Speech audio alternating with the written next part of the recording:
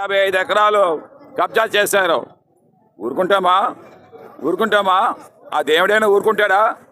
తప్పకుండా అవి 1800 కుటుంబాలకి సెంటు భూమి చెప్పనిచ్చి తీరుతామని చెప్పి కూడా చెప్పాము నిన్ననే.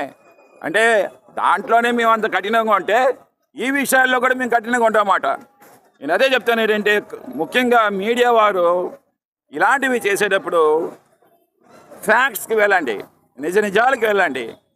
స్వామివారిని అపవిత్రం చేయకండి.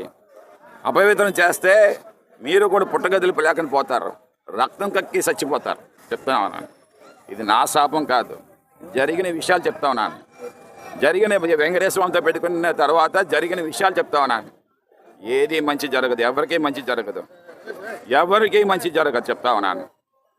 అందుకే ఈరోజు హిందుత్వం ఇంత స్ట్రాంగ్గా ఉంది, ఈ దేవుడిని నమ్ముకున్న వారు ఎంత స్ట్రాంగ్గా ఉండడానికి కారణాలు కూడా ఇవే. ఈరోజు భారతదేశంలో మనందరం కూడా ఎంత భిన్నత్వంలో ఏకత్వంగా ఉండడానికి కారణాలు కూడా అవే. ఈ పవన్ కళ్యాణ్ గెంతి వేషాలు వేసినందుకు కాదు, ఆ స్వామివారి మీద భక్తి. మనకి నష్టం జరిగినా ఆ స్వామివారి ఇచ్చిన ప్రసాదంగా తీసుకుంటాం, నష్టం జరిగినా ఆ స్వామివారిదే అని అనుకుంటాం, మంచి జరిగినా ఆ స్వామివారిదే అనుకుంటాం. మన కొడుకు పుట్టినా